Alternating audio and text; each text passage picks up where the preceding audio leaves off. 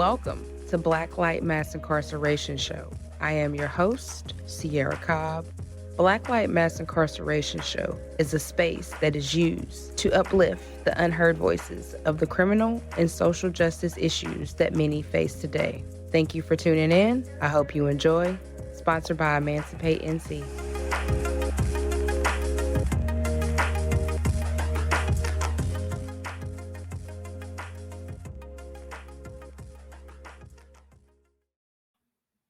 Good morning, Black Light listeners. We're back with another episode, and I have a special guest.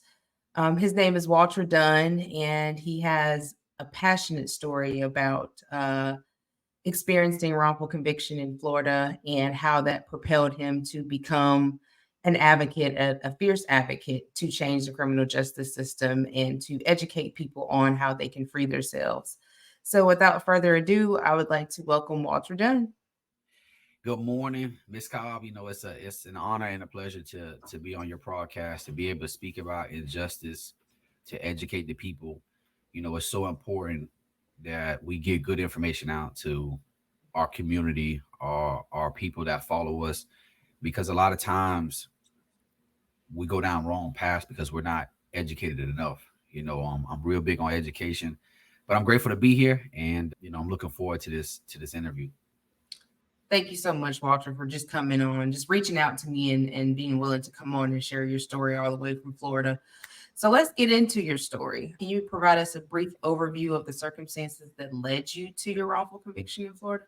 Yes, absolutely. My story is different from a lot of people because a lot of people say when they go to prison or they go to jail, the consensus is that I'm not guilty. You hear that. Everybody that who is incarcerated always says, well, I'm not guilty of this crime, or I'm not. And a lot of times when you are a minority and you go through the justice system, you have it harder. It's proven, statistical facts that, there's a book by Elijah Anderson called Code of the Streets, where he talks about, the system keeping minorities, a class of people, down. Meaning that, we want you to go through the system. We want you to continue to have that reoccurring cycle. And it's so true. And I never thought that the color of my skin would be a contributing factor to the outcome of my case. In 2009, I had everything going for myself: homeowner, college educated, working at a university, community activist, coaching Little League baseball in our community. I just had all around life. And then one night I got into a fight. And from that fist fight, I was accused of 5 felonies for the first time in my life, and I got arrested and went through the justice system, and nothing I could do could prove my innocence. It was my word literally versus 2 other people's word. And Florida here, and I think I explained this to you offline, Florida has a 98% conviction rate. So if a person is arrested here in Florida, and when they go through the justice system, they're going to be a conviction somewhere for them, whether you get a DUI or it's a high felony such as a murder, you're going to get convicted of something. And I never knew that at the time of going through my circumstance. I didn't plea out for what the prosecutors were asking for. They're asking for 15 years, Florida State prison. When I refused to plea out for something I didn't do, they upped my plea offer to 22 years. So the pressure was definitely on to go to prison. No, that's what we call trial penalty. When you, right. You decline the plea and then you decide to say, well, I got my right to go to trial and have a 12 or 6-man jury decide, whether I'm guilty or innocent, then they want to give you a trial penalty and stack charges against you. Right. And I understand it now because I'm more legally savvy, but that was the first time I was ever arrested in my life. That was the only time I have ever been arrested in my life. So as a first-time person going through the justice system, I'm confused. I'm lost. I'm crying for help. My family's paying attorneys and trusting in them to do the right thing. And it seemed like everything that I put up against the justice system would just not work for me. And the only thing I could do is fight for my innocence. And I took the state of Florida to trial. I didn't become a statistic and plea out. I felt like if you keep telling me prison is the only thing that is going to come from the situation and not really sorting out the facts or what happened, then I was going to make you, have to really pin me to the bat and just have to, make me go. You know, I'm not signing no plea offer. I wasn't that guy that says, you know what, I'm going to sign a plea offer to go to Florida State prison. Right. You know, I didn't do these crimes. I'm saying I didn't do these crimes. You know, I don't have a legal mind at the time to prove it, but I went to trial. I went to trial. I lost. You know, I beat one charge at trial. I lost, and 30 days later, I was sentenced to 27 years. So tell us what that experience was like being, a family man, working, never being involved with the criminal justice system to going to prison and being faced with all of these charges when you know for a fact that you had nothing to do with what they were accusing you of. It was a culture shock. That's the best way to explain it to people. I was a upstanding citizen. I used to, be honest with you, I used to look down at people who used to get arrested. Like, what's wrong with their life, or why are they in and out of the system, or can they leave the drugs alone? Like, my whole perspective was, this is a group of people that, just doesn't want to live life correctly or do the right things or be responsible. And when I went to prison, it just changed me. It unclothed who I was as a person, as my soul. And when I went to prison, it was all about survival. It was the first 3 years of my incarceration. When I do my speaking, I explained how difficult that was. You have to learn to survive. You have to learn to defend yourself. You have to learn to, get along with the prison life, whether it be from staff or from inmates. And it was just a very difficult time for me and for my family. I started experiencing mental breakdowns. I was confined. I was placed in a place that I didn't want to be in, and there was no way I could get out of that place. And the time that they had gave me was 27 years. So I was handed that sentence in 2012. So if you do quick math, 2012 plus 27 years, you're going to be gone to the 30s. You're going to be gone for a very long time. And, thinking about how old my family would be, how old my children would be, people were passing away on me. It's just a very difficult thing to mentally accept. And, I have empathy for the families who go through the justice system and lose. I know what that feeling's like. I recall looking at my mother spending hundreds of thousands of dollars to the justice system to fight for my innocence, to watch lawyers, not take my life seriously, and just I became another paycheck. And yeah, and see that's the thing, because a lot of people who aren't directly impacted they don't think about those things. They don't think that could happen to them. And so sometimes it is a life-changing event when you actually experience it, because you're like, hey, I'm doing everything I'm supposed to as an upstanding citizen to stay away from that system. And then it comes and it just grabs me because of the color of my skin. And so that's what a lot of people are currently experiencing in America. The fact that, and I think we got to take people back to the fact that this is all modern day slavery. So once they got rid of chattel slavery, they was like, all right, we still got to find a way to keep booming our economy. So that's when they started coming up with the prison industrial complex to keep people incarcerated, whether you committed a crime or not. Prosecution finds some way to drug up some evidence to, prove that you are supposedly prove that you are guilty of that crime. But people need to understand a courtroom is a TV show. Whoever goes in there and puts on the best defense or the best show that wins jurors over, because y'all got to remember, jurors are just lame people like we are. They don't know nothing about the law. They're just coming in, deciding on somebody's life when they know absolutely nothing about the law besides what the jury instructions give them. And a lot of those jury instructions can be racist. I don't think people understand that. A lot of the jury instructions can be racist, and they're based off of what the court wants you to judge to see if this person is guilty or not guilty. And so it was just a modern way to massively incarcerate people to keep America's economy going, because that's really all it is. It's just slavery work. It went from chattel to then industrial prison complex. And that's why we have so many people in America that's incarcerated. I'm real big on statistics. I tout myself as a researcher. A lot of people don't understand that we have more people incarcerated, 2.2 million people in the United States. We have more people incarcerated now than we did in the slavery time. So United States definitely does a good job of locking people up for all types of crimes. Some of them they did, some of them they have been overcharged, and then there's a portion of them that the people just didn't commit. And this can be proven. I posted on my LinkedIn a couple of days ago, or maybe a week ago, that there is 2 people sitting in the courtroom every single day that's waiting a wrongful conviction. That's a proven fact. That's the statistics. That's We can look that up and prove that, okay, we normally send people to prison who is completely innocent. And it happens, all over the courtroom Monday through Friday. But what people miss, prison is just such a touchy subject with Americans, because they have the connotation of thinking if this guy's going to prison, he's guilty. He belongs in prison. He deserves it. Go and do his time. So now, because of what I've been through, I went through the justice system, and like I told you, Ms. Cobb, for the first 3 years, I was, mentally checked out. Just trying to survive. It was no longer about society. It was about trying to survive in an environment I have no blueprint for. And it was very difficult. But in prison, I had a life altering, I could say, premonition. Just a calling in my story. And I was told that, hey, you're the smartest on our prison compound. Why don't you learn the law?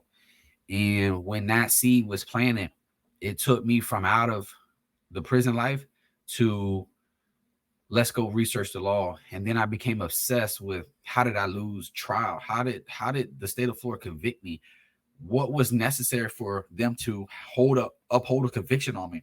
Did the juries get it right? And I just became obsessed with learning the law.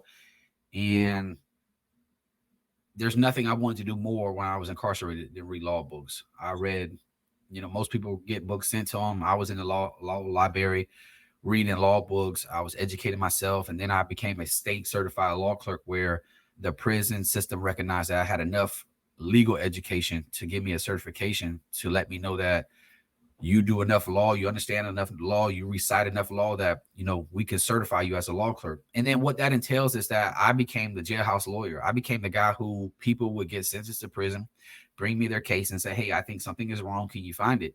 And, if you ever like putting puzzles together, it's like putting a puzzle backwards. Like you see the picture and you're looking for pieces to what's going to make this picture clear. And that's how I started to learn the law. I had some pretty good people that, were able to teach me some good skill sets. And from there, I just developed an ability to find the missing puzzle piece. And, I was getting people released from incarceration. I was changing people's, prison sentence. I was changing people's sentences and who was actively on the street. I just became like a powerhouse lawyer. And then, I decided and I felt comfortable enough that I'm going to look at my own case. I'm going to apply it to my own self that, you're helping all these other people, but what about you? And then it just became the obsession level became like it just magnified. And I'm just so grateful for education. This is why I like going around speaking to universities to reach out to all the criminology departments across the United States. I like going to their universities, speaking to their college students who focus on law, because I'm able to teach them something that they can't find in the textbook. I'm able to teach them something and motivate them where I am the face of injustice. I am the person who the system got it wrong.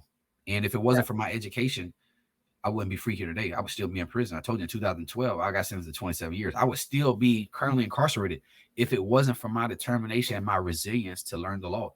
And when I go and speak to these students, I like putting my story, and I have an awesome slideshow. I put it on, and then they get a chance to see me like prior to incarceration. They get to see me get sentenced to incarceration. Have photos from me in prison with my certification for my law education. And then you see me walk free. And it's just an amazing story. Since I have been home, I did get a chance to publish, my story. It's called Through Innocent Eyes. It's a courtroom, explains everything. It's a beautiful story. People can go to my website, www.walterdunn.com, and they can buy my story and read exactly what took place. And it's just a beautiful ending to what the justice system has done to me. And because of me going through the system, when I got my sentence overturned, I understood in that moment, I had clarity that there are so many people who go through the justice system, just like me, uneducated. Maybe it's your first time. Maybe your family has paid lawyers and entrusted in them to safeguard you and bring you home. But the average family just doesn't know what it's like to go through the justice system, nor do they understand the financial burden it puts on the families. So then I had another thought, and I said, you know what, Walt, You've gotten a couple people free. You've changed hundreds of people's situation legally. You need to do something for the people. A lot of people say, hey, I'm a stand-up guy, but if it's not about you, how can you help the people in a mass way? So then, I produced another book. It's How to Navigate Through the Criminal Justice System. In this book right here, let me see, you can see it. This book right here, you can go to my website too, and it's affordable for every family. I made this How to Navigate Through the Criminal Justice System for $50. So anybody who is going through the justice system, who has just been arrested, they're sitting in a county jail, they're sitting in prison, they're on probation, anybody in any step of the way who is currently going through the justice system can have a blueprint guide on how to bring their family home. So the question becomes now, how much does it cost you not to know? You can buy the book for $50, educate yourself, know what motions are available for you to file and how to get it done yourself. Or you can pay the lawyer $10,000 and trust in him that he'll walk you through the step. See, a lot of people go through the justice system, but have no way of holding a lawyer accountable. So I pay you the money. I don't know what you can file. I don't know what's available for me. I'm just trusting you because they say you have a good name and you know the judge. And because you went to law school. Because you went to law school. So I send books all over the country.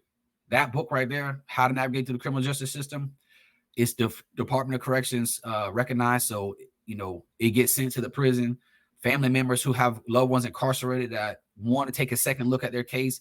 I have families that reach out to my website, people that, message me through my social media outlets to buy the book. And then I have my vendor send it to wherever the person is incarcerated. I send them to the family homes, wives and husbands who are at home wanting their loved ones to come home. Usually they get the book, they read it. I'm accessible where they can reach out and ask me questions. So I try to take a real hands-on approach to helping people. And if it's saving one family at a time, I feel like I'm doing the Lord's work. Mm-hmm. Yeah. And that's exactly what I say. And that's what my goal is too, is to go back to law school and be able to provide services. Because like you said, there's so many people who are incarcerated for crimes that they didn't commit, or just incarcerated because they've experienced a lot of trauma in life and just didn't know how to handle it and ended up, in the cycle of incarceration. But yeah, like there's so many people who literally spend their life savings on an attorney to either save them pre-trial or to get them out post-conviction. And in North Carolina, I'm hearing a lot of people have paid lawyers $30,000 or more and their loved one is still not out, or they haven't filed, the important motion paperwork, or they didn't go find the evidence. And so you're spending your life savings with somebody that you think is going to help you get your loved one out, and then they're still sitting in there 2 or 3 years later. Understand this. The system is designed to, once the person is convicted of a crime, to keep you. Mm-hmm. Let's make that a fact. So if you are currently incarcerated and you're going to prison, you're going to the Department of Corrections in any state, the system is designed that once we got you convicted, whether you took a plea or a lost trial, we're going to do everything we can to keep you incarcerated. So the number of people who get their cases overturned or convictions overturned is not a lot. It's very small compared to the 2.2 million people that we have currently incarcerated. So when I just started learning the law, I found a skill set of saying you have to not only find the missing piece, but what happened to the people who are time barred. And what time bar means is that a person has been incarcerated for a number of years and they've exceeded the years of limitation that the court system allows them to file their motions. And a lot of people don't understand that. You hear these guys, they come back after 25 years and get their case overturned. Yes, those are scenarios and there are ways, but I developed a skill to say, you have to find missing pieces, and then I can show you how to plug and play them where you can get back in there and skip the hurdle of the time barriers. But, it's just, there's so many things that need to change with the system. Mm-hmm. It's not going to happen overnight, but I think a call to action needs to happen. I think people need to be made aware.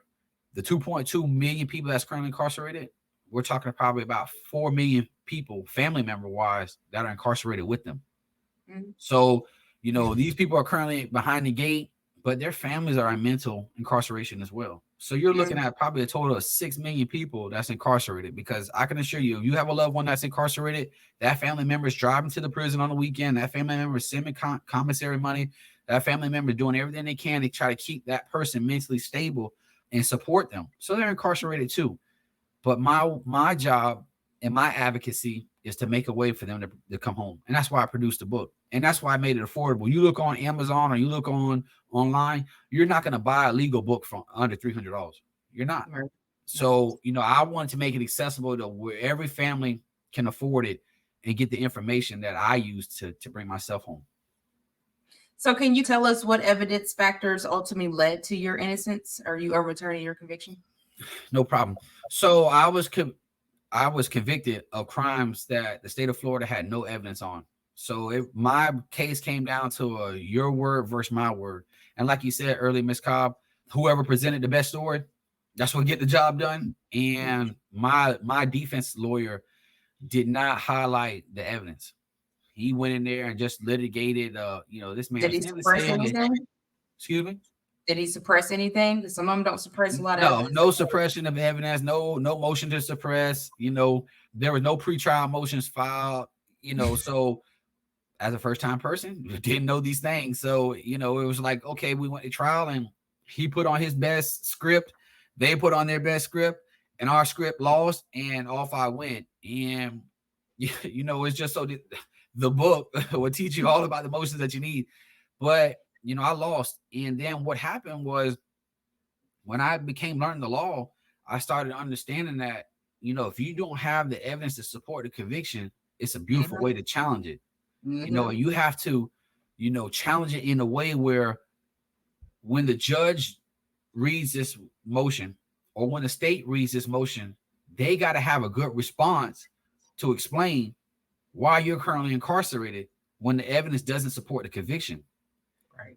And when I was able to understand that piece, and then when I was able to highlight and exploit that piece, the wheel started to turn, and then the momentum started to turn, and it took me 9 years to walk back into a Hillsborough County courtroom to get my conviction overturned. It took me 9 years. I went to prison. First 3 years where we chalk it up as a loss because I just wasn't mentally stable, trying to survive, trying to get shipped from prison to prison.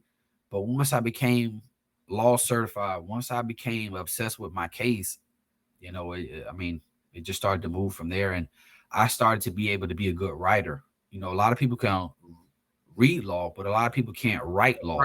And you have to articulate it in a way where you challenge the state and push them in a corner where there's no rebuttal that they can give you. And once I understood how to do that on other people's cases, I felt extremely comfortable to do it for mine. And then I was able to have a doctor come back and testify at my evidentiary hearing that what they accused me of was physically impossible. And when this was a not 27, excuse me. This man was a 30-year medical emergency room doctor. He put his reputation on the line. He put his career on the line. He came back and said, what you have accused him of is physically impossible. And it's so impossible that I could teach this as an adjunct professor at the university he teaches at. And when he was able to give this compelling testimony 9 years later, you could see in the courtroom, you could see it in the judge's face, you could see it in the prosecution's face that, we got him wrong. And, this man been serving time for a crime he didn't commit. And after the testimony happened in that courtroom, he saved my life. And a lot of times when I'm doing my speaking engagements, I tell people he was my lifeguard. I was stranded at sea. The shores of injustice had took me very far. I was out there, and I'm trying to swim to freedom. And this man, he came and got me. He rescued me. He swam through the rigorous currents of injustice and brought me home to freedom. He pulled me out of those trenches. And, he's became a lifelong friend. He's on all my social media platforms. He supports me in everything that I do. It's just a beautiful story that, you still have people that will come back and do the right thing. Yes. You got to think about a medical room emergency physician, a doctor who's an adjunct professor. He put his career on the line for me. You're going back and, you're standing up for somebody that's incarcerated and he put his livelihood on the line for me. so I could Right. be free. Because he knew that, you were innocent. And there are still people out here that will do the right thing. It's not too many, but there are. It's not too many. But, when he did this, I felt a sense of purpose that, his hard work and what he sacrificed for me and put online for me couldn't go in vain. That I needed to be a guy where I could pull other people out of the system. That often reminds me of the Harriet Tubman story. Harriet Tubman, if people really read her story, she did something inconceivable. Once she obtained her freedom, she went back and started freeing other people, even risking her lives and lives of others to pull people out of slavery, people out of the confinements that she once set in. And I understand that story more personable than anybody. So what I do is I find cases, or I still help out and I still do research, and I try to help people bring their family to safety.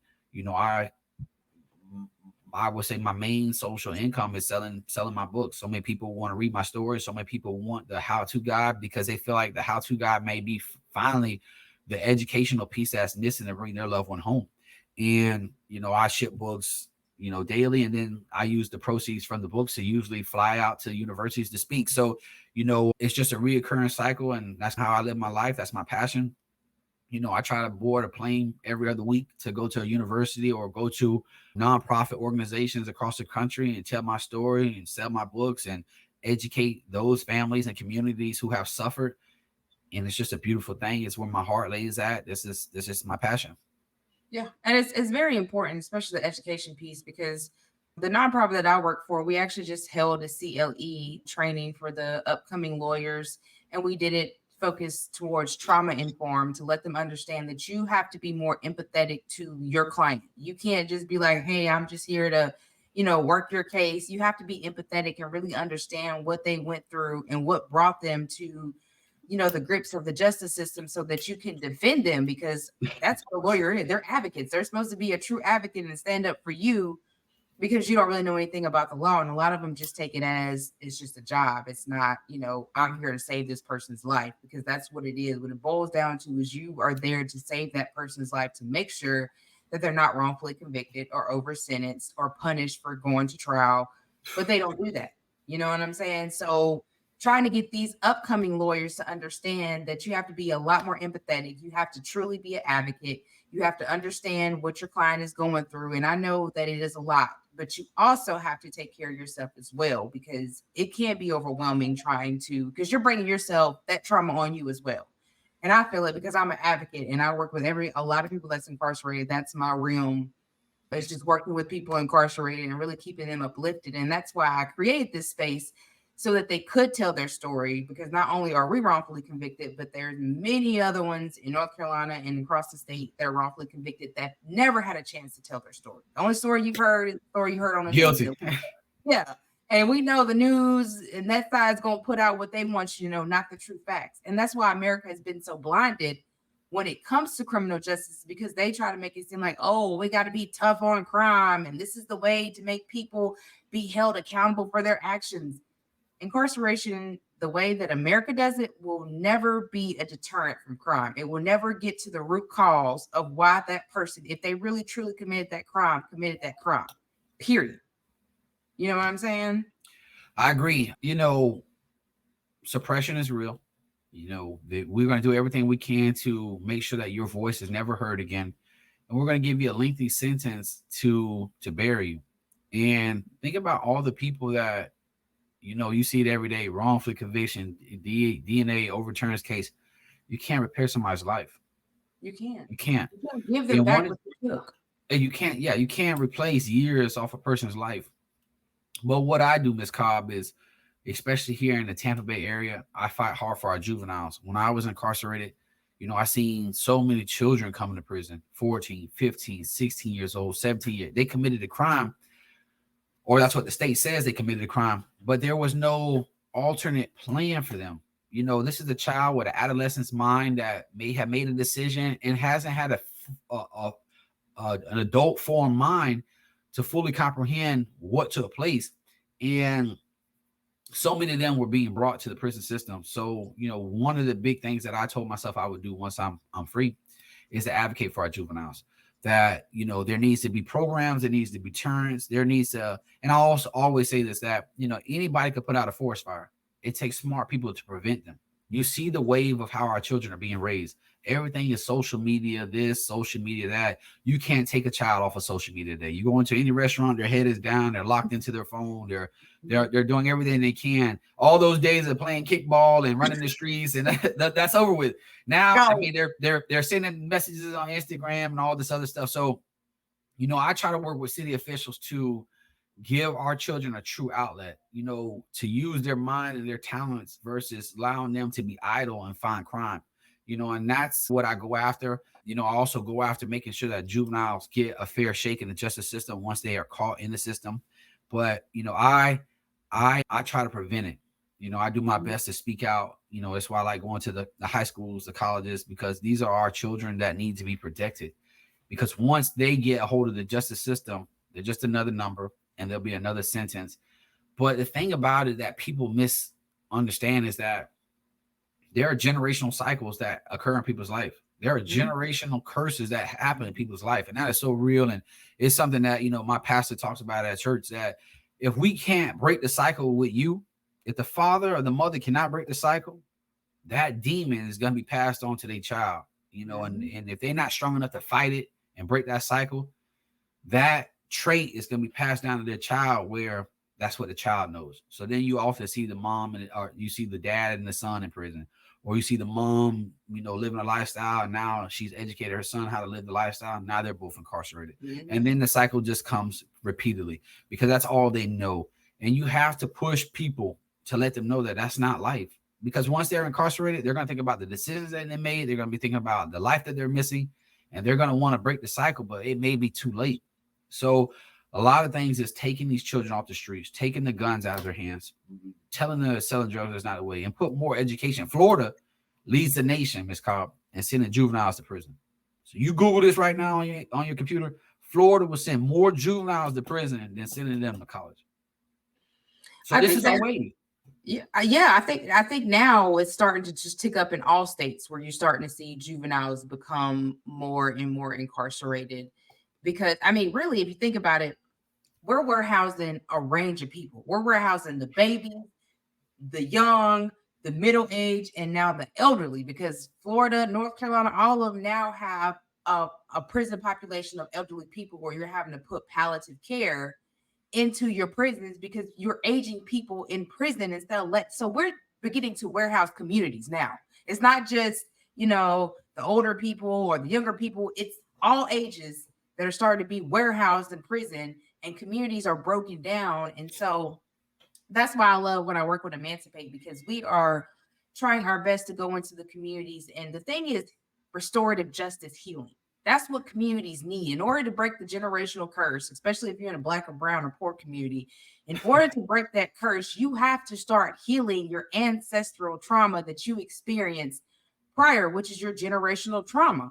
And that is the way to start healing the community, so that we are keeping our kids off the street, so that we aren't making uninformed decisions that lead to consequences and possibly lead us to prison, or that we're not even caught up in that system because we're not calling the police. We're able to de-escalate our own situations without calling the police, because every time you call the police, it exacerbates it, and then you have a chance of going to jail or prison. So just teaching your community that we have to start healing one another, not be against one another, but heal one another, is the way to keep us away from the system.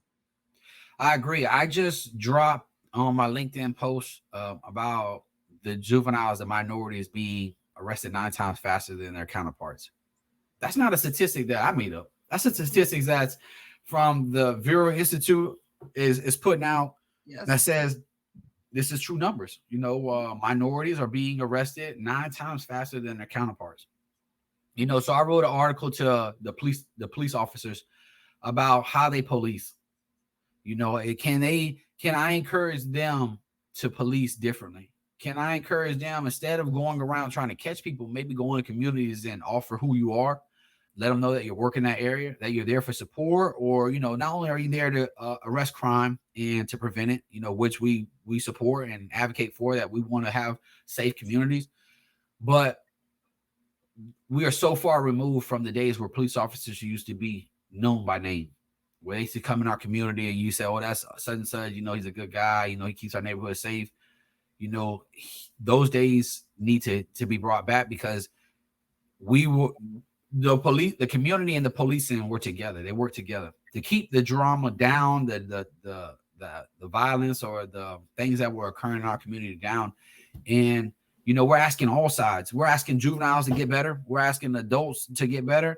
Why not ask the justice system to get better? Why not ask the police to get better? You know, we need all hands on deck. We're trying to improve the justice system. It's not going to take one person or one group of individuals to make it better.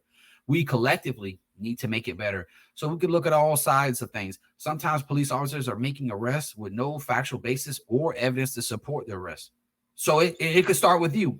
You know, if you've been called or something has transpired and you're there, an officer needs to know, I am going to write on this report what I'm arresting you for. Is there evidence to support the arrest right there? You were the first line of defense. So if you said, hey, this person broke into this house, and you don't catch the person at the house, nor do you collect evidence that support he broke into the house, nor do you catch, you know, fingerprints or anything else, you know, why is an arrest being made? You know, if you don't have the evidence, nor do you have an eyewitness, videotape, or anything else to support this person breaking into the house, we got to get past taking people's words for arrest. Because often what happens, and it happened in my case, I got arrested with no evidence. I had two people say, hey, he committed these crimes, and that was good enough. Yep. And not only was it good enough, it sent me to prison. That's what sent my husband to prison. Yeah. It sent me to prison. So, you know, everything that they said that was used in my case, they ran the evidence and nothing matched me. You know, I have the Florida Department of Law Enforcement, the FDLE report that shows that everything that they said I used in my case was ran through the system and nothing matched me. Yet and this is how I try to explain it to lawyers and judges when I get a chance to get in front of them. In life, you have my version, you have your version, and then you have the truth. Mm-hmm. In law, you have your word, my word, and the evidence. So you could tell a story and say, I snatched this iPhone off of the counter at 7-Eleven. I'm going to tell you, no, I didn't snatch the cell phone off of the counter at 7-Eleven. The evidence should support which story is true. True. Yep. So if you got a videotape of me snatching the evidence, snatching the phone off of the counter, then you know the person who said I snatched it, their version is true. But if you don't have that videotape, nor do you have the fingerprints from that iPhone that has been collected, nor do you have an eyewitness that says I was standing behind him, he snatched that case, then you gotta go with the evidence, because the evidence will always tell you the truth. And in my case, when they reviewed the evidence after I had been incarcerated, that's what set me free. So, you know, and a lot of times what happens in the justice system is, you know, you'll go to court Monday through Friday, and you stand in court one day, you see that the judge is just reading through the docket with such and such case, but never do the judge or the state attorney present that we have the physical evidence to support the charge. And that's where a lot of people are incarcerated for, because the evidence does not support the conviction. Mm-hmm. It doesn't support it. You don't have the fingerprints, a videotape. I mean, you have nothing to support the conviction but somebody's word. And it's just not good enough. And that's what overturned my case. You had evidence supported that I didn't commit these crimes. It was proven in the courtroom. You know, the judge overturned my conviction.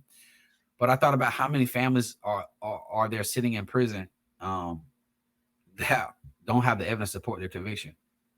It's just, it's sad. It's sad. I can say, Ms. Cobb, you did something right now, and if the police want to go make your arrest, they could, because they have a witness saying that. But if there's no physical evidence to support his conviction, you know, there's thousands of people sitting incarcerated right now with no physical evidence. Right. And even if you do have physical evidence, we've come to find out that a lot of times the prosecution will make up evidence, or they will have an expert witness come in and lie about a pay a witness. Yes, you see what I'm saying? And a pay a witness. The supposed DNA they found, or the supposed bite mark that they found. And now here's a better one. If you don't come and testify against him, we're gonna arrest you. Yes, Yes, yes. And now we're finding out about junk science, where a lot of this stuff that they say is 99% accurate, it's not. There's mishandle of the DNA evidence. For There's sure. just, you know what I'm saying? So that a lot of things that we were told, as citizens, when we're talking about the criminal justice system, that's why we're so blinded, because we're thinking, oh, well, they're experts, so they know everything, and oh, this DNA came back, so that's got to be accurate. You know what I'm saying? And that's not even the case at all. It happens every day in the courtroom. But what do we do to prevent them? One, we need to educate the people. We need to make them aware that if this happened, like when the Me Too movement came out, I was incarcerated. And the cliche of it was, you got sentenced to prison with no evidence. Me too. So there was a criminal Me Too movement going on. People were literally saying, well, look, I'm here with you. I'm sleeping next to you. What are you talking about? It happened to me too. And it's just sad. It's a tragedy. But, I felt that I was smart enough to educate myself and self-teach myself law. And I will be forever grateful for being pushed in that direction, because, it ultimately landed my freedom. And one of the things that I'm trying to do right now is I'm trying to get back into the prison system where I can tell my story to the incarcerated people. I've already applied for my fingerprints and have gone through the process of trying to get back into the prisons. But my ultimate goal is, not only do I speak to the students at the universities, I need to be able to go around to the prisons around our country to tell my story, because there's going to be a child or a loved one that needs that encouragement to be taught that this isn't their destiny. Mm-hmm. You got taken off your path for whatever reason. You got landed here, but I need to be able to tell my story to inspire someone that they could be a difference maker. Because once I became law certified and became like the powerhouse lawyer, I had hundreds of families coming up to me at visitation, going to see my mom, paying her, giving her money, just grateful that they have spent their last in the justice system and lost, and their loved one is, sleeping incarcerated next to me. But they have somebody who was smart enough to get their child back into court, get them back into a courtroom where they have a fighting chance. And without charging them thousands and thousands of dollars, thousands of dollars. But there are loved ones right now that are sitting incarcerated and just caught up in the daily life of the prison system, that they're so far removed from what they possibly could be using their time wisely for. Mm-hmm. So I feel like if they can hear my story, they may be inspired. And I did a podcast, Death of the Prison podcast, which is a podcast that's on every tablet in the United States. It's a free video that the Death of Prison podcast puts out. It will be released sometime within the next 60 days for my complete story, for people to know how they can reach me, how they can buy my books, but also to encourage and educate people that I was just like you. I slept in the bed. I ate those meals. I got told when to wake up, when to go to sleep, but my life changed. And it's because people pushed me. It's because I had the support and the encouragement. And you have the ability to overcome any situation in life. And I speak a lot about being resilient. There are people that's free right now that's currently incarcerated mentally. You got to be able to free them too. And I believe that people have a destiny on their life, whatever, you are called to do. And I don't ever try to get biblical with people, but you have the ability to help so many people or to change one person's life, and you can't get to that destiny because you're comfortable or you're stuck. But maybe you need somebody to come in your life and tell you that you're good enough, that you have that ability, that you can't overcome those barriers. Mm-hmm. I've seen people that I did legal work for that got emergency release. That, like I did their paperwork, and the prison officials were walking down the cell to come get people and saying, look, your paperwork went through, you're being emergency released right now. And just to see the impact of what that has on the individual, or like for others to know that this could happen to me too. And that's just what I fight for. I don't want to see people incarcerated. People commit crimes. I advocate that, hey, if you shot somebody and they gave you 20 years for shooting somebody, hey, man, I understand. That crime happened. I don't understand why it took place, but it occurred. Hey, I understand. But I also understand that our prison systems across the country that put people incarcerated and don't have the evidence to support the conviction, they're innocent. They've been overcharged, aggressively prosecuted, prosecutors do unethical things and cannot be Mhm. held accountable for it Accountable. because Mhm. they have a protection clause on them. Protection. So I understand the game, but to have children, to have people incarcerated who do not belong there, those are the people I take up the cross for. Mhm. And that's exactly why I started doing what I started doing. When my husband told me his story, it was originally for me to help him, but then I just realized like I can't just help him. It's too many other people in this same situation. Like I got to do more. And so that's what gave me my drive and purpose. And I was just like you, like before I, reconnected with my husband, I was involved in the criminal justice system. Like I've been pulled over, for little minor things, but never went to jail like that. So it didn't really, I guess, affect me like that. So I didn't know. I was far out of reach with everything. I'm asking him, well, do y'all have conjugal visits? He was like, no, babe, like we don't have that. Like that's how far out reach I was when it came to the criminal justice system. And so, just hearing his experience and actually reading the paperwork and seeing that there was not enough sufficient evidence at all to convict him off of that, just, like you gave me an obsession to say, I gotta do something to help other people because this is just ridiculous that we are just warehousing people for no reason and we're breaking down communities. We're breaking the children down, and then they end up being in that same process of going back and forth to prison. And so, yeah, it's like somebody's got to help end this cycle because this cycle been going on for way too long. It has. And in the next 6 months, Miss Cobb, I'll be dropping another book into my it's almost like a trilogy, but to tell the back half of my incarceration. And there's so many things that occur in prison that people don't understand that uh it, if you're getting a phone call once a week from a loved one, be grateful because in an instant, at wrong time, something bad could happen in there. And that loved one, I've had friends that, be sentenced to prison for 2 years and never make it home and die. And that's You know, my and that fear. and that's just the truth of the matter that, this person has a life sentence and he having a bad day, everybody around him could have a bad day because he's angry. He's not going home. So, how we house people and putting them in rooms or put them in the same, even that's a little difficult. And I wish the Department of Corrections would look at that. You can't house or give access to people who have different time because if I got 27 years and I feel like my life is over with and this guy's got 18 months, I may honestly have a bad day and want to take it out on him. And that's how the mindset is of people. I'm not saying that, people with a life sentence should be treated differently. I'm just saying they should be housed differently because the respect level, if a person has a life sentence incarcerated, he's thinking like, I don't give a blank about the system. And because of his frustration of being incarcerated, he's liable to have a lot more bad days than somebody with 5 years.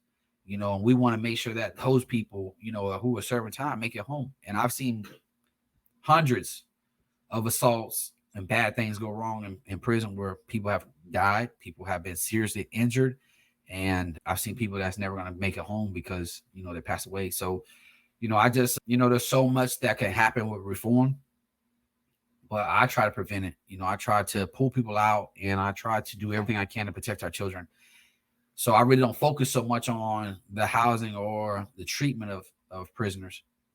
I leave that for other advocacy groups because my goal is to prevent it. My goal is to reduce the number of people that are being sentenced to prison every single day. And that's the walk and the fight that I take. But a lot of people who don't know the system or a lot of people who just watch the system online with the TV shows, they don't understand that one bad day, your child could be seriously injured. He may come home, but he may have some disabilities coming home, or he may have some disfigurement, or they stop putting razors in prisons down here in Florida because so many people were getting cut. So, anything can happen. There are weapons in prison, and I never talk about that because I don't try to scare people, but it is the reality. And some days it's just hard to make it through. It's just hard to make it through. Well, yeah, that's absolutely true, and that's correct. But it comes from the culture that America has trained their staff to treat people. Now, I just did a podcast on Norway, and I have a colleague named Dr. Craig Waleed, who actually went to Norway with a group of other people who were formerly incarcerated to see how their prison culture is. It's totally different. Like they treat them like they're humans. They actually have a kitchen. They have living rooms. I I mean, saw that.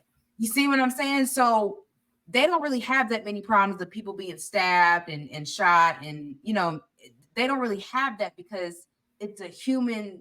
Humanized. Yes. You see what I'm saying? And so the way we over here, we're punitive and militarized. And so that's the reason why when you already have people that's trauma induced and trauma informed, and when they go into a culture like prison in America, it's not going to make anything better. It's going to exacerbate it 10 times worse. Then you're locking people down.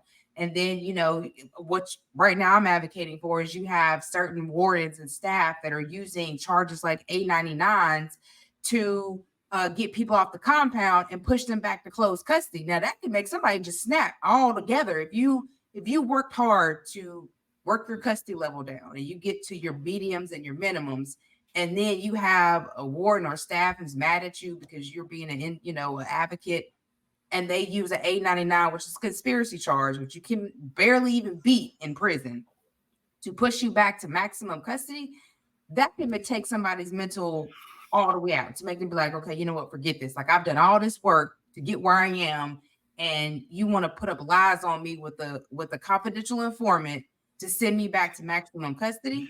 Like that is what causes the chaos in prison, because it's just so chaotic. Your staff is chaotic, the environment is chaotic. It's nothing that is healing about that environment that is rehabilitating anybody. So that's what I am currently working on, is because I get so many letters and so many people reaching out to me like, help me, can you call, can you see why I can't get medical help? And like right now my husband's having an issue with like what I just told you about the A99s. They're Right. actually taking a group of people and trying to ship them back because they want them off of the compound, because they came on the podcast and was exposing the treatment. And a lot of them were just telling their story about how they were wrongfully convicted and got help. And so they were upset that people were actually reaching out to them to give them legal help.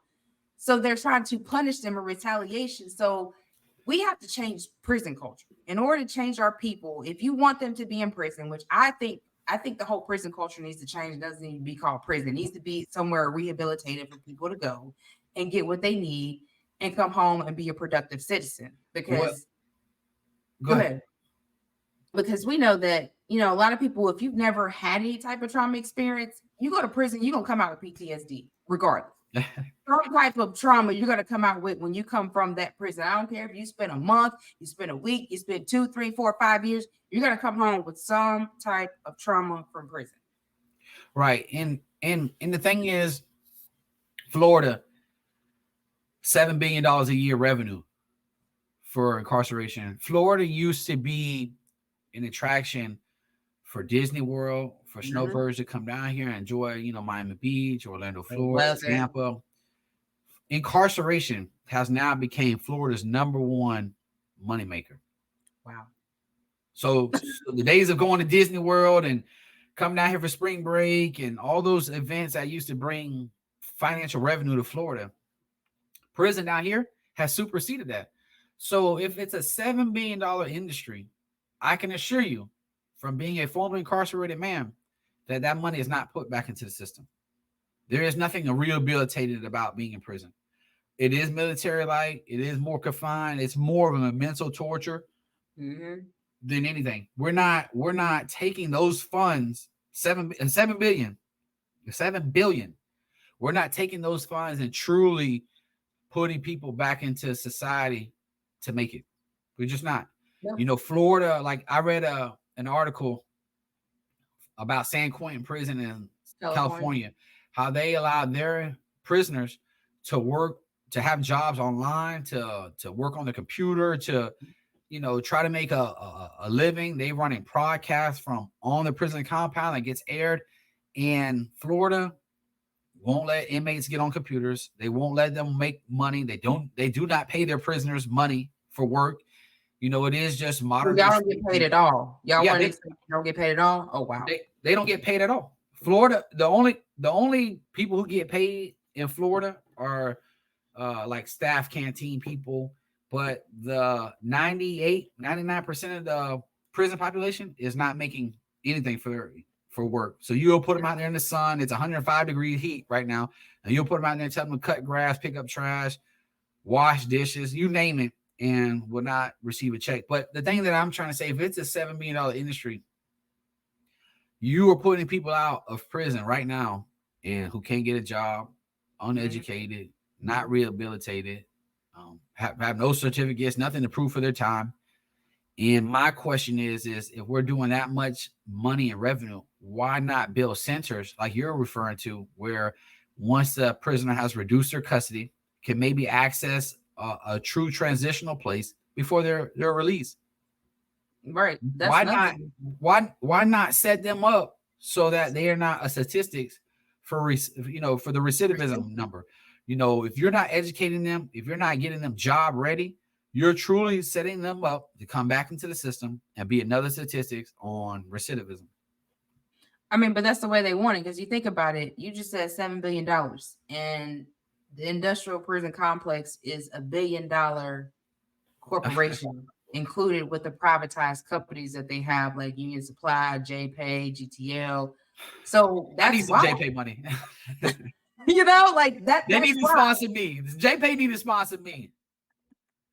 They need to send me a check and let me put out a video once a month. Who can we talk to for that? I need GTL too. You hear me? All that money I'll be spending. But I mean, that's why, because it's circling in one circle. You know what I'm saying? In that prison industrial complex circle. That's where it's circling at. So of course they don't want to put it back in the communities, because they know that they can keep people incarcerated, get free labor. And where y'all live at, they don't pay them. I think Georgia's another one. We pay them, but we pay them like 10 cents an hour. So it ain't really nothing. You know what I'm saying? Thank you for your time. Yeah, right. Thanks for your time. But so that's why, because we have a correctional enterprise website, and it tells you everything that the people incarcerated make. And they make everything from glasses to furniture to your license plate. Like everything you buy is what they're making, and you're buying it for whatever they're charging you, 10, 15, 12, $13, and they're paying the incarcerated person 25 cents to make that. So you think about it, you're really getting a lot of product with less money that you're having to pay. You see what I'm saying? So that's why they don't want to put it back in the communities and make sure people's communities are thriving. Instead of them saying, well, let's have everybody be a productive citizen, get a job, and help build their community, they want to keep them warehouse, because they want to keep that money in them. I agree. Think about this. If I'm the Florida prison system and I make $7 million, $7 billion, yes, I have enough money to do the statistics and say, you know what? Miami, Florida is a big crime hub. I'm going to take some of that $7 billion and I'm going to invest $100 million in centers in Miami this year.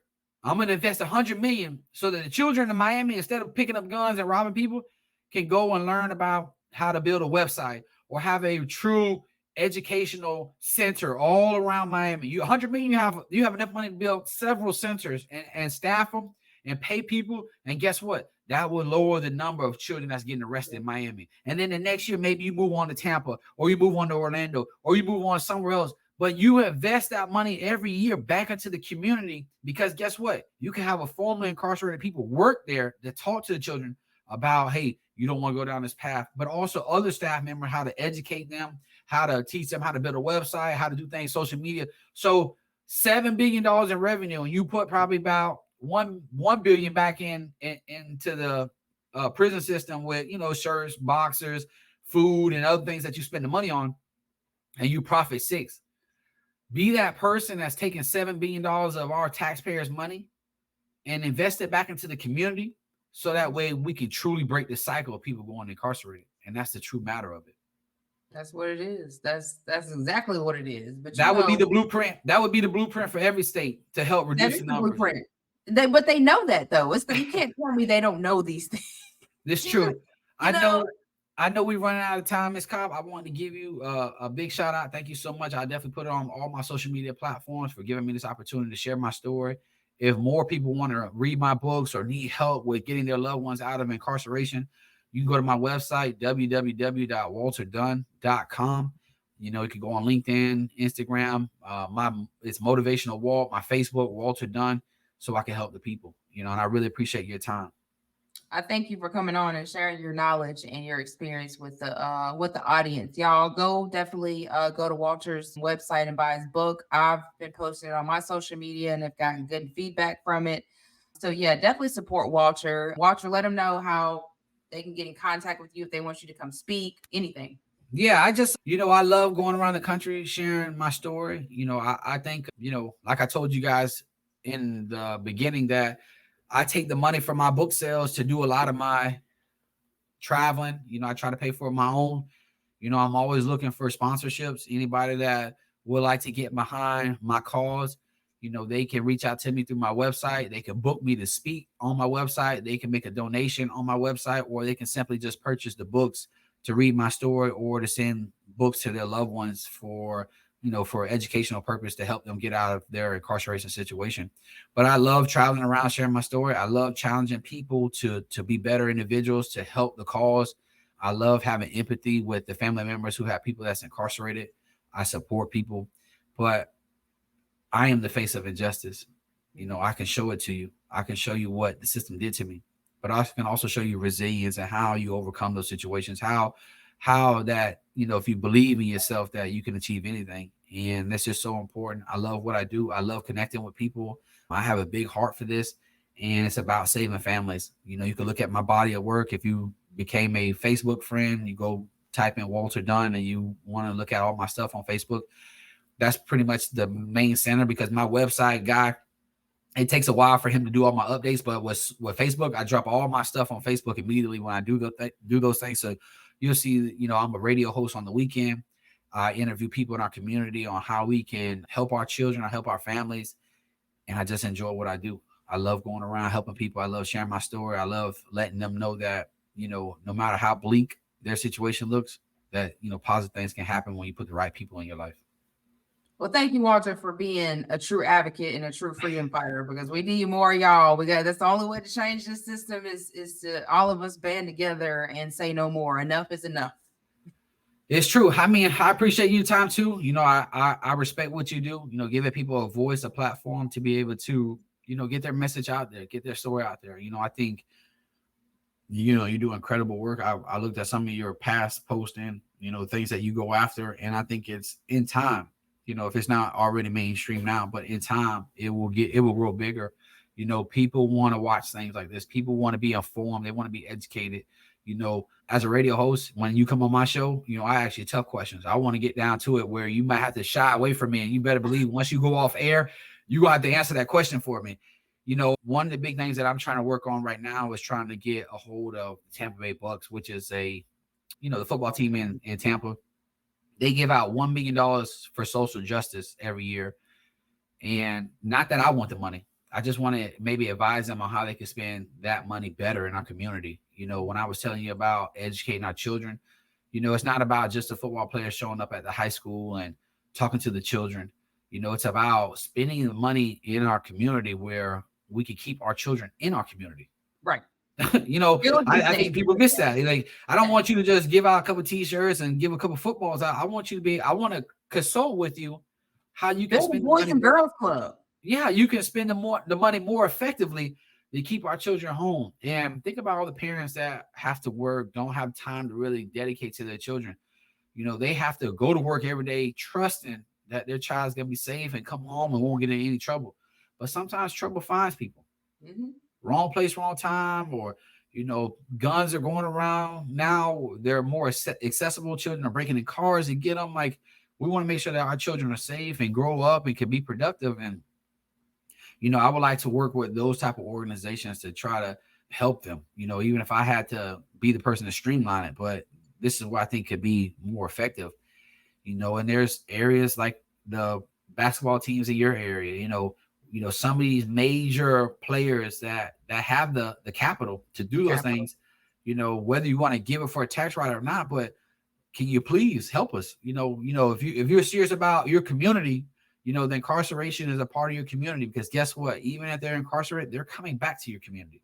So you can either help them now or you can help them later. But if you're preventative, you'll start to change the culture.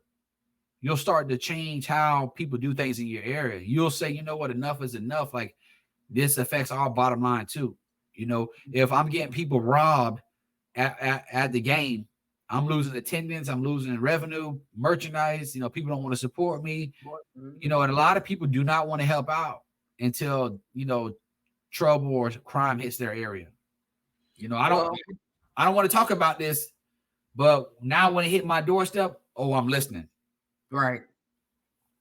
And if we don't do something now, we ain't gonna have no communities because they all gonna be in prison. You hear? See, I'm serious. Like if we don't do something, we're not gonna have communities because they're all gonna be incarcerated from babies to elder. Like that's just what it's going to literally now. So we got to do something different. There was a church sermon that I shared with you that it was a pastor that said, we have to break the generational curses. A lot of these family members that you see that are incarcerated, that go back into incarceration, that keep going through this cycle, is because they have that curse on them, and they need to be strong enough to go after it and break it. Because if they can't fight that demon, if they surrender, if they give up, they say, I can't do it, that demon is just going to go to their child. And how many more generations does the enemy need to steal from us? How many more generations does the enemy need to put our family and our loved ones incarcerated, or put those, bad decisions in our mind? How many generations are we going to let steal from us joyful times and good memories that is truly our destiny? And for people who don't believe that they can overcome their situation, I'm living proof. I not only broke the curse off of my family, it started and ended with me, and there will be no more. I will be strong enough not to only protect my children, but to protect other people's children as well, because that stuff is real. I believe wholeheartedly in it, but I want to be a person that makes a difference, and I'm looking for people to help put me in better positions where I can get my story out there, advocate harder, but also lead the charge. I'm not afraid to get on the front line and lead the group. Sometimes God will take you from the back when he thinks you're ready and put you in the front and tell you that, hey, you need to be the leader. Yeah, it's your time. It's your time. So a lot of the times when I go around and I speak, I keep that in mind that, if I'm given an opportunity to share my story at a university, it's because God took me from the back of the line and put me in the front so I could be the speaker at this university, educate the children, push them to always be the best they can in the classroom and in the courtroom. But most importantly, know that I'm saving children from them making bad decisions, or they'll be able to pass the information out on social media so they don't make, bad decisions as well. Mm-hmm. Yeah. And that's why I'm trying to save them all. Babies, middle-aged, elderly, I'm trying to save them all. I don't want none of my people in the prison. Free them all. Yeah, it's true. And I definitely want to extend this to Ms. Cobb. If there's ever an opportunity that, there's a platform where I could come up there and speak in front of people, or a nonprofit groups, or I do a lot of that here. There's a lot of panels or events that come up that people reach out and say, hey, we want you to be a keynote speaker, or we want you to be on our panel for discussion. If any of those ever come available, I'm with it. I can usually, if I have it, I swing the cost. If not, usually I try to reach out to a couple of the donors who support me, and say, hey, this is what I'm trying to do, and usually they help me out with making the flyer or coming up there. But if there's an opportunity for me to be a speaker somewhere, and you need somebody to be able to come and tell my story or advocate hard, I look for those opportunities. I love hitting the road. I love connecting with new people, and it brings me gratification knowing that I can give good information to people. And we will definitely probably use you with Emancipate, because I know we do a lot of CLE classes for the students, the law students. And I know we just got confirmation that we will be teaching high school students till the end of the year. Just trying to prepare them, for the future, and try to prepare them how to better protect themselves out here in the community from police and just, from incarceration, period. But yeah, we'll talk more about that offline, most definitely. But once again, Walter, I appreciate you so much. Black Light listeners, support Walter's book. Go buy it. Like I said, on my Instagram and everything else, if you have a loved one that's incarcerated, you definitely need that book. If they're wrongfully convicted, you definitely need that book. So go get it. Go get it. Send it to everybody and share it. And please support Walter on his journey to basically end mass incarceration. All right. Y'all be safe. All right. Y'all, thank y'all so much. So thank you again for tuning in. I hope you enjoyed today's show. Your host, Sierra Cobb. Take care.